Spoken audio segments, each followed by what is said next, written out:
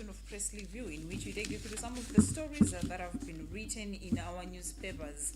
And as usual, with us here are the Daily Times and the Nation newspapers. In our today's program, in my colleague Alison Banda. Inuza kuti mwadzuka bwino tikudziwa. Mudzoka kapena tinene zoti mwaswera. Mwaswera now makes sense. Nine koloko. Mwadzuka nthawi zanji kuti muzikanena za kuti. Zilibe nthawi tadzuka chamba 3. Sanga mufuna tuulule bani. Mwabwera ali jankale mufunika mwaswera. Tsopano ntchito idachitofusira ntchito zosowa kuti apo. Ndeno akatiuza kuti mubwere wani koloko. Kuli bwino songogonera pati. Pompano. I'll be taking you through the Nation newspaper. And I'll take you through the Daily Times. Kodi pamenepa akuyamba ndindani. Ladies first. Okay. All right, to begin with the very front page, a new upheaval in Hotel Park faces fresh setback in a Maori cell inquiry. Wanna say committee lacks jurisdiction to quiz them, and the story is on page 2. But it says Yusuf Investment Limited, owners of the Maori Hotel, has argued that the Public Accounts Committee, Park of Parliament, lacks mandate to probe it over the sale of the hotel to the Public Service Pension Trust Fund. A letter signed by Yusuf Investment Limited lawyer Gabriel Kambale informed the Park of the firm's decision, saying the committee lacks jurisdiction over private entities such as Yusuf Investment Limited. Nkani zina ukamamva zodwalitsa mutu nkomano rekodi tupita kutsogolo tubwerera ngoni dzulo akuti a Yusuf Investment anapita ku nyumba ya malamulo koma nakana zakuti zokambirana zawo zikhali pakamera. So ndi apa tikumva zakuti akuti park ilibe mphamvu yakuti awaitanitse ndikuwafunsa kwa mafunso awiri atatu pa nkhani yokhudza kwa kugulitsidwa kapena kugula hotel imene ya Amaris Hotel. Ati pasifukwa zakuti iyoyi ndi private entity. Ndiye awalibe mphamvu zowafunsa mafunso. Of which in my understanding ndikuona kuti pala kulakwika mwina kutanthauzira zinthu molakwika, cause yes, it's a private entity, koma no zinthuzo it's associated ndi chinthu cha boma. Nkhani ndionena kuti already private. Nkhani imene tikayiyang'ana bwinobwino ndionena kuti pali ogula ndogulitsa. Ogula ndogulitsa pa malonda timafunika kuti pabwere chilungamo mbali zonse ziwiri tizimve. Apopo ndikuogula ndiogulitsa. Ogula ndogulitsa. So ngati winayo is being questioned kuti ndalama zinaenda bwanji. Uya wenera agweremo chifukwa anthu malonda amakhala mbali ziwiri. Munthu suma dzigulitsa wekha chinthu. Andi nkhani tikaonetsetsa nzonena kuti ripoti yachita kubwereranso kuti ikagwiridwenso mwina ndi mwina mmene simunagwiridwe. Now usonyeza kuti sinaphikidwe mothyakuka poyamba. Kuti ithyakuke ulendo uno tufunika kuti Yusufu afotokoze mbali yawo ifo yonda amene adalandira ndalama adatigulitsa katundu nkulandira ndalama. It's a matter of public interest. Because sitofuna zambiri. Iwo wangofotokoza kumbali yawo. Afotokoze kumbali yawo chinthuchi ndi chaboma. Malonda anachita pawiri iwo ndi aboma. Despite kuti it's a private entity, koma anachita business ndi boma. Ndipo ngati amapanga business ndi boma ndi anthu. Palibe chimene unganene kuti ukubisa ukunena kuti unapanga ndi boma alo ndifeyo ndeno akubisira ndani. Tione kuti tikupita chitsogolo aziti chani. Ndipo mwina paki ibanga handle issue imene koma no, in my understanding this doesn't make sense. It doesn't make sense. Komanso kutengera kunena kuti ena onse tafusa bwinobwino ndipo anali pa kamera tonse timatsatira bwinobwino tinkhani ikupita ukutawa pa kamera nditani. Even chithuzi ukaona chithuzi nkhale chithuzi amabisa nkhope tikutawa. Olo chithuzi chomwe chagwiritsidwa ntchito. Amathawa kuti atonetsa madansi awo. Kuzenza kuti ngati pali chilungamo akubisa chani ife tifuna ngofotokoza kuti zinayenda motere kodi ndondomeko zimene anzawo anakamba tizoti panabwera anthu ambirimbiri amene anafotokoza anakamba pali iwowa ndi azamba anthu amene tikufuna kuti timve kuti amalawi chidwi chathu chili pa iwowa ayusufuwa ndi azamba kuti timve mbali zawo bwinobwino kuti kwenikweni inuyo mukuti popeza mwachulidwa kwambiri mukhanyima tangoti tambasulani inuyo kungofotokoza kuti bwerani muzazifotokoze nokha kumbali yanu kuti kodi mukutchulidwa inu munapanga play role yotani mukugulitsidwa kapena kugulidwa kwa hotela imeneyi basitu ndenkhanitu kwinako zizidziwika zokha koma ango afotokozera amene anafotokozera inawo si aja kunapita aina MJ aja anafotokoza ndeno ifenso tungofuna timve asathawe angofotokoza kwinako zizioneka zokha kuti ziyende motani akuti asathawe pamene pandi ndiye tiziona kuti ziyende motani otherwise anthu alikalenso ndi mafunso opanda mayankho pa nkhani imeneyi andi nkhani chifukwa chonena kuti citizen number 1 amene ali mtsogoleri wa dziko lino adanena kuti maso akeso alipo ndeno awawa asamangotizunguliritsa pamodzimodzi tifuna tizipita kutsogolo kubweranso nkhani ya inquiry ya ngozi ya kuchikangawa yes now tisikamangozungulira pokhapokha ndiye kuti sitipita chitsogolo tikubwerera mbuyo tinacho chiyembekezo kuti amalondera aone kuti ngati mtsogoleri wa komiti imeneyi kuti tidziwe chitsogozo popeza mawa ndi Friday pofika wiki ya mawa mandi tikhale titadziwa kuti isongole motani nkhani imeneyi ndithudi mu the Daily Times pa tsamba loyamba pali nkhani yomweyi ndithu imene mawu ake ndi akulu ili makamaka mkati mwa newspaper layi koma tione nkhani ina imene yamanga nthenjeso pamenepa akuti MEC cautions parties ahead of by-elections. The Malawi Electoral Commission MEC has warned the political parties and candidates against using inflammatory language and the campaign begins on 30th June 2026. In a statement signed by Chairperson Annabel Ntalimanja, MEC has argued urged restraint in political messaging. Nkhani ili hapa ndi bungo limene la MEC limene limayang'anira zisankho mdziko muno kunena kuti atifotokozera kuti pa 30 June pakhale kuti zisankho zija zachibwereza madera amene ndithu mulibe otiyimirira zikhale zikuchitika tiziti chapadera yes chapadera chimenechi ndiyeno akupereka ndondomeko zonena kuti tipewe kugwiritsa ntchito mawu amene akhoza kubweretsa udani pakati pa wanthu campaign chimandidabwitsa ndi chakuti kodi anthu sangathe kuwauza mfundo zawo mopanda kunyoza ena chifukwa ndimaona ngati kuti andale zimenezi nde tili patsogolo kunyozana mongobwera ndi mfundo zako anthu amve mfundo zako koma ukanyoza ena ndimene anthu amve ngani imene makhala yovuta chifoti kampeni yathu tikaona ngati makamaka kunoko ku Africa makamaka zimachulukira kumene makamaka kuno ku Africa zonyozana kwambiri kunyozana mwina mmene munthu amaonekera mmene munthu amavalira mmene munthu amachokera zimene munthu amakhulupirira timaziona ngati ndi mbali imodzi yopanga di campaign kapena kumuyipitsira mbiri kuti anthu asamukonde malo monena kuti malamulo abongo limene limanena kuti inu mubweretse mfundo chifukwa nkhani yonena kuti manifesto ndi mfundo zonena kuti ineyo ndikuperewa anthu adzandipatse vote inunso mutulutse mfundo zanu ndipereke chikoka kwa wanthu ndi mfundo zija tizipita tikachonge pamene papa chifukwa chachani mukafotokoza mfundo zanu zija inenso ndikafotokoza mfundo zanga anthu azike pa skelo ndikuona kuti amene angatithandize dera lino ndi uyu kamaoneka motani koma mfundo ndi zimene zimathandizira koma ndale zake zoma ayitu alisoni aja mwakuti alisoni mwakuti ena so akakhala ndilale akukayankha amene ujasanga mwakuti mpaka nakumanyozana mwina zinthu zosakhala bwino kuyalutsana kwenikweni ndale zimene zonse zabwino ndi bongo limene zachimidzi tikupita chitsogolo tikunena kuti pano pa dziko likupita kutsogolo tisinthe kachitidwe kathu tisinthe zomaopsezana kapena kulemberana aganyu kapena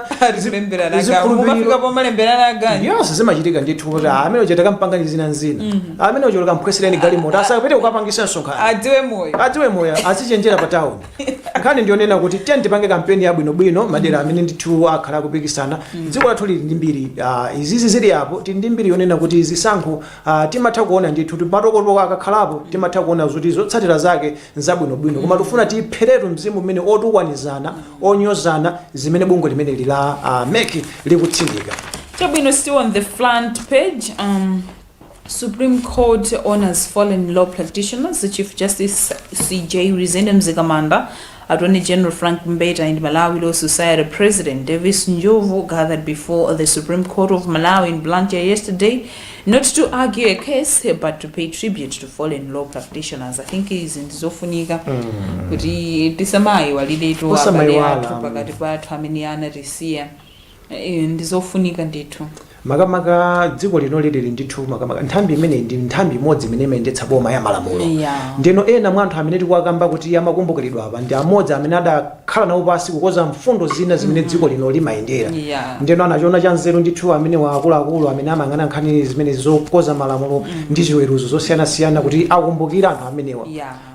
Ndizofunika kwambiri ngakhale so azitsogolera makamaka nthambi zinaso za boma kumakhala nayo nthawi yomakumbukira zimatikumbutsanso malamulo ena amene dziko limatani kuti koma vuto lake zija timanena zija kubomaku nkhani yake de kuti makhala sakuti hayi akuti poti analiwa chipani chako sinanga nthawi zambiri ndale zimalowa paliponse. Yes, anthu ali mbomati amachokera ndithu kundale ndekuti anene zimene zonguva hayitu vuto limene zimenezo chifukwa chakuti boma ndi ndale sitingazisiyanitse. For example, naona kunzuzu kunali mwambo khudza ndani achihana late chihana chafuwa chihana. Yes, kakuwo chakufa chihana anthu amapanga comment kuti zonse izi zinali kuti palibe zinthu zina zoti tikhonza kupanga mukupanga chifukwa chakuti a second vice president na abambo wawo zokambakamba zimabwera ndithu. Koma ndi mmodzi si mwa anthu amene tidzakumbukire fasi tingakambe democracy ya dziko la Malawi osakamba za chakufa chihana. Iwo abakiri muluzi ndiye na mwa anthu amene anabwera pa mbalambanda ndithu nkuima kuti tikamakamba kuti tili matipati anthu amene anagwira ntchito ndithu imeneyo ndi anthu ngati ameneyo kwakumbukira ndithu nzofunikira ndithu. Zimangovuta kuti mwina maboma ena amene abwera pakati pa mwina sitimakumbukira moteromo koma ndi mmodzi mwa anthu onena kuti ngati timakumbukira kamuzubanda nchimodzi mwenso anthu ngati amenewa ndi anthu oti adayika ndithu mfundo kapena nsanamira zimene dziko lino ngakhale tingapange matukutuku motani sitidzachotsa ngakhale tingapange matukutuku. Iwo nthawi yawo ndithu ankanena kuti magazi awo akhale fuel oyendetsera democracy. Nthawi imene yoyo ankanena kuti magazi anga akhale fuel oyendetsera democracy. So you can see kuti kunali kuvuta nthawi imeneja kuti munthu akhoza bwera pa mbalambanda kuyankhula pamaso pa kamuzu amene moyo unalili nthawi imene. So ndi mmodzi mwa anthu oti tizithokoza kuti adagwirako ntchito. Tipite ndithu pa tsamba la chiwiri lomwelo mu the Daily Times nkhani yake ndiyo khayokhayo komanso yomweja ya Ameris Hotel.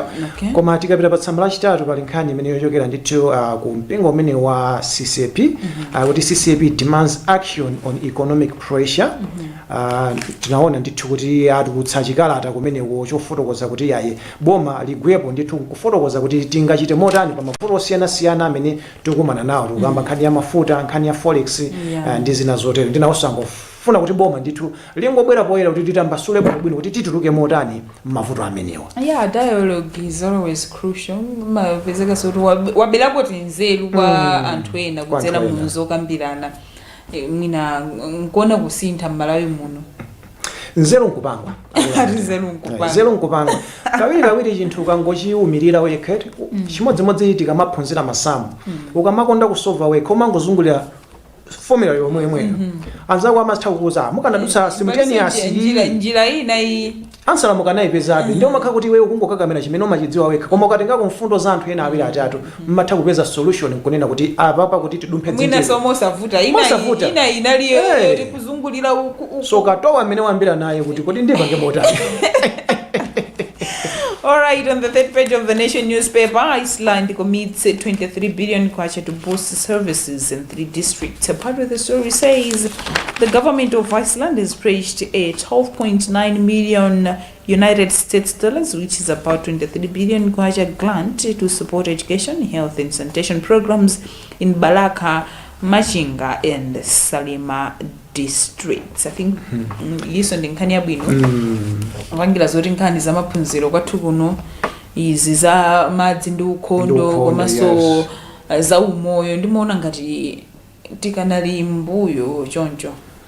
Tili mbuyo kwambiri andi akamabwera mabungwe ngati amene wawa maiko ngati amene wawa zimakhala nkhani imakhala nina kuti tikwaniritse mavuta amene tukambawa zimakhala zophweka anthu mwina amene timangozungulira m'matawuni koma anthu amene amakhala m'mamidzimu kukaona madzi pamene amamwa ziweto kumwa pomwepo anthu kumamwa pomwepo ndi anthu ena atimvera chisoni kunena this is a grant tikuthandizeni koma timangopemphabe kuti amene ali adindo ndalama zizigwire ntchito imene yufunikirayo kunena kuti mavuto amene wawa chaka chamawa tidzasokoze mavuto wena oyendetsa zinthu chifukwa zina anthu aja amatha siri kudzera kuboma tikupanga tokhamwina kudzera kubungwe soili tigwira ndi bungwe lakuti anakaendera project allowance yamawas kumadaba kuti zikuyenda motani ena atichitira chifundo zabwinobwino ndithu tingopemphabe koma chandisangalatsa nchonena kuti nduna oyenerera amene akufunika kuti apezeke kumene apendipiri amene amayang'anira kwambiri chitukuko cha makhonsolo ndi mmamidzimu anali komweko ndipo anatsindika kunena kuti aonetsetse kuti ndalama zimenezi zakafikira koyenerera kudzera mwa ama DC amene amadziwa kwenikweni kumene kuchokera vutoko yes ndi ife tikhale ndi maso kumene kunkumaona kuti ayi zikuyenda motero chabwino tikapita mu the Daily Times nkhani zake zokhanga titungoberekana nditi dzingobwereza nkhani yomweyo ili pa page number 4 koma mwina tipite pa page number 5 imene yakuti Chipungu urges farmers to register land for security.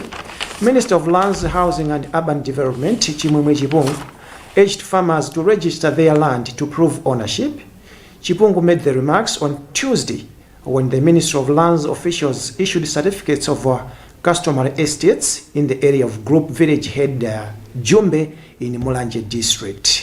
Ngati imene ndithu yokhanga kuti umwini wa malo ngofunika ndithu makamaka madera amene wawa amene tikamakamba Mulanje Tiolo kumene unkhani za malo zimakhala kuti zimagwedeza kuchira zimenezi I think zikhonza kuchepetsa zitopotopo zina Fatima estate yakuti kulimbana ndi anthu amodzi mwakuti ndiye kumene kuti mwini wa malo ndi ndani kwenikweni ndi ndani ena amati malo ndi agogo athu ena amati agogo anu adatigulitsa you don't understand bwinobwino kuti afuna kuthandauza chani ndi Chipungu anena kuti ayi apite ndithu ku ofisi yawo akatenge zikalata zazidindo bwinobwino zovomereza kuti malire apakati pa inu ndi awa ndi apa amene adzipezeka mbali walakwira lamulo amene opezeka mbali walakwira lamulo ndi ndizofunika ndithu tingoti malo ena aliwonse panopo afunika ndithu umwini because nkhani ya maloyi anthu amatulutserana kuitika anthu ena ali m'manda nkhani za malo zomwezi nkhani zake zomwezi anthu amalusa ifika ya nkhani ya malo nkhani yake ndiyovuta. Alright, moving on to the business segment. Local businesses shun formal credit report. World Bank says this reflects challenges in credit markets. But the story says limited access to affordable credits remains one of the greatest obstacles for entrepreneurs in Malawi, compelling many to depend on personal savings and informal networks to launch and sustain their businesses.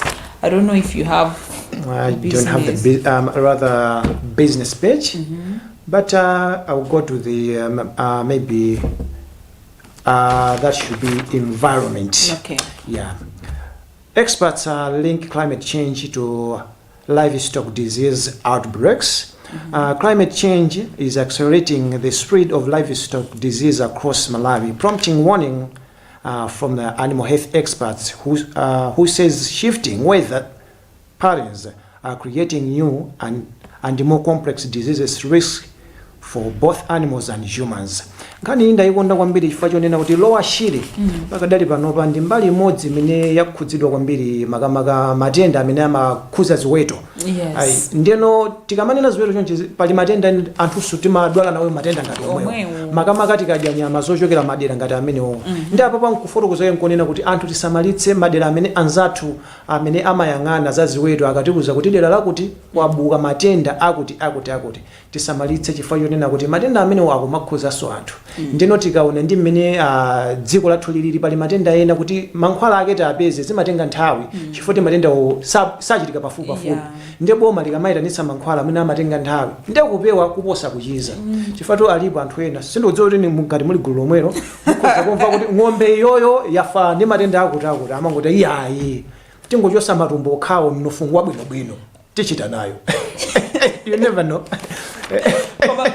Koma pamenepo nkhani makhalaso makamaka chifukwa munthu sungagule ng'ombe yonse wekha kuti udye kapena kuyisunga si ndio ija imagulitsidwa m'mabucha. Yes, imagulitsidwa imakhalaso kuti basi yafalikira anthu ambiri achita nayo and iwo kuderawo sadya komango kugulitsani nuyo mukagulitse mtown mukagulitse mulimbimo muzolozolomo kapena pamachansipa tapita kumakhala kanyenya kumene mabuchali mmene momwe tiye nazo ndezimafunika kukhala osamalitsa chifukwa nena kuti mwina tidzalandire thandizo zitatengera nthawi mango kubweza kuti mankhwala amene kuno kulibe ndiye kupewa kuposa kuchiza. All right, in arts and culture, veteran poet urges originality among young artists. Veteran poet Benedicto Wokomatani Malunga has challenged emerging poets to embrace originality, warning that imitating other artists weakens creativity and limits personal growth. He was speaking during the Mizu Poetry Show in Luntha,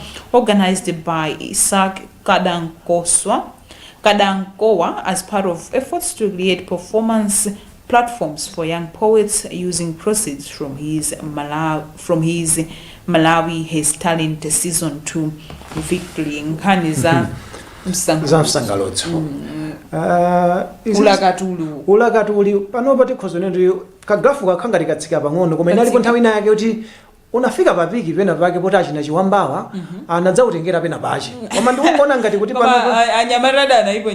anayiponyera kwakuya panopo ukhoza kuona bewekha kuti pakuoneka ngati kageji katsika pang'ono koma kwambiri nkutsindika kunena kuti ulakatuli ndi njira imodzi imene anthu timamva msanga uthenga umene anthu aja akutipatsa chifukwa amauluka momveka bwino mokupatsa chidwi kuti umvetsetse bwino kuti chani umakhala ndi chidwi in 5 minutes umakhala wamva uthenga mwamvemvemve onena kuti ukudziwa kwenikweni kuti chuchitika kapena kuyankha motani ndete ngupherezera kuti yaye taponya ni mageyo omwe aja tibwerere pamene tinali paja ponena kuti anthu amagula ndakatulo osati masewera umazigula kwambiri ndete bwerere pamene tsopano apa wapempha kuti amene achinyamata amene ali mu industry imeneyi kuti apewe kukopera luso la ena poti ena sitimafuna kukhala chimene ife tili koma tikopereza ena just be who you are. Isozo nde akamakamba akulu ngati amene wawa awokoma matani amakhala chilipo chimene aona iwo amakhala aona ndithu chifukwa chonena kuti iyi ndi nkhalakale ndipo ndi zaka zambiri asula ambiri alakatula ambiri aphunzitsa ambiri kutchansa college kuja nkhani zimene za ulakatuli ndeno iwo ngati ayankhula chonchi akutha kudziwa chimene akuyankhula sikuti mwina tikozongotero ndikupatsa chisanzo ukaona ma TikTok ma Facebook uzaona kuti kodi mukuti nchiwamba kapena ndani kukanika kubweretsa identity yake akozera munthu ndi ndani oloka mava voice uja kumati kodi munthu uyuyu ndi ndani ntiwati mandziwa bwino Joseph Madzedze timandziwa kodi ndi awa kuti akhangara anthu akubera na ngani ndionena kuti bweretsa identity yako anthu akudziwe bwino kuti kungomva anthu azidziwa kuti ndi wakuti mwina pa tsamba lomweli la arts and culture makamaka the Daily Times paliso nkhani iniyonene tisimwina sitingango ijowa chifuti tsiku lake ndilero Music Crossroads and Jazz Day celebrations. Music Crossroads Malawi has said the jazz genre remains the root of basis of understanding music, hence joining the world in celebrating International Jazz Day today. International Jazz Day is an international day declared by UNESCO in 2011 to highlight jazz and its diplomatic role in uniting people in all corners of the globe. Tsiku nditu majitsatira chamba chimene cha jazz enuyo niyo nyimbo za nani maziziwa nzojowa ubuni wake mwanzi izi ni nyimbo za magentile anthu amene amakonda nyimbo modeka nyimbo ngati timaziziwa za china wambali mkandawirezi chatikakhala kunoko so jazz goes like that nyimbo zodeka zoti ukudyera life chete sofuna matukutuku sofuna thukuta kamuka tsiku limene wadzuka mwamtendere ena ndi mmene alili kuti amenera ndimakonda nyimbo zotere ndimakonda koma ena makhazo kuti mmene adzukira tsiku limene afuna zamadanko dankozi ndeti kamakamba kuti lero tikupita ndikota tu weekend komanso ndiye kuti mwezi sokutha lero pano pa mood ili high ndeno just know. All right, moving on to the very Parkway discourses to face Zimbabwe in Olympic qualifiers, and the story is on page 59. Patriot says the Malawi women's national football team will face Zimbabwe in the second round to the African qualifiers for the 2028 Los Angeles Olympic Games between October 5th and 13th. This follows a draw conducted yesterday at the Confederation of African Football CAF headquarters in Cairo, Egypt, where it was also announced that the Scourgers had been handed a bye in the first round due to a better standing on FIFA rankings. Aitafunira sabwino zonse pamene akukonzekera mpikisano umenewu. Afaziri ndithu amene ali mphunzitsi wa timu imene tinacho chiyembekezero kuti timu imeneyi ukhangati yofunika yonjeze magiya ifa cha masewera amene asewera pakati pokhangati kageji yes zofuka ndi awa ndi maqualifiers ofunika kwambiri kunena kuti ngati tifuna dziko tipange qualify makamaka 2028 Africa Cup of Nations tifunika tiponye giya kwakuya kwambiri koma ine ndingothamangirako pang'ono ifa nkhani imenenso ndiyofunika tikambe kuti Malawi Queens Cubs secure fourth win. The Malawi under 23 netball team Queens Cubs continue their impressive run at the ongoing Telkom Netball League after defeating Free State Sunbirds 58-39 in Durban, South Africa yesterday.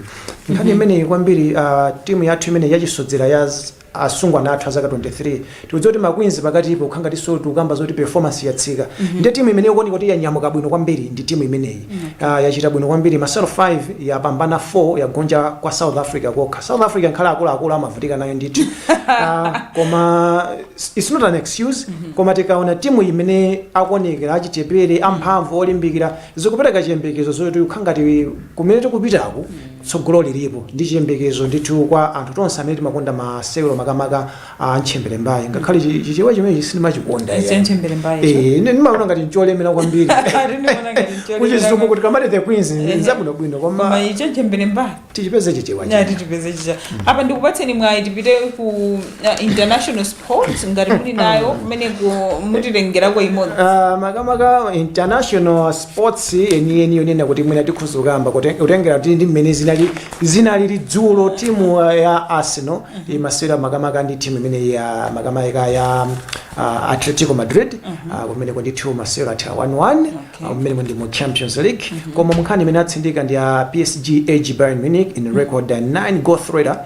Paris Saint-Germain came out of the top of 9-goal thriller against Bayern Munich at the Parc des Princes and take a slim advantage in their Champions League semi-final. 5 goals were scored in the Bluevilles first half. Before the second half, PSG began to pull away in their opening 3-goal lead. Nkhani imene ndithu zigoli 9 masewero amodzi zimene matimu amene ndi matimu amene pa dziko lapansi panopa ali ndi mphamvu kwambiri ndeno akunthana zigoli 9 wina uchinya 5 wina uchinya 4 masewero oyamba mu Champions League kuti apeze katakwe amene aka makamaka ma finals amenewa kuti yadza kumene ndi amene apambane pakati pa timu ya Arsenal ndi makamaka Atletico Madrid nawonso atha draw atsala masewero achibwereza nditi zaone kuti katakwe adzakalenda ndokwiya mpaka na 9 matimu amene wawa pa dziko lapansi pano ndi amene akusera mpira wabwino kwambiri ndeno zokhala ngati kuti khala ngati afunika kuti pakhale dongosolo lapadera kuti apeze katakwe agonjetsane basi tipeze kuti zithe motani zigoli 9 izo ndi momwemo ndithu dasi ubatizo. All right, that also brings us to the end of our today's edition of Press Review. Remember, we just take you through some of the stories.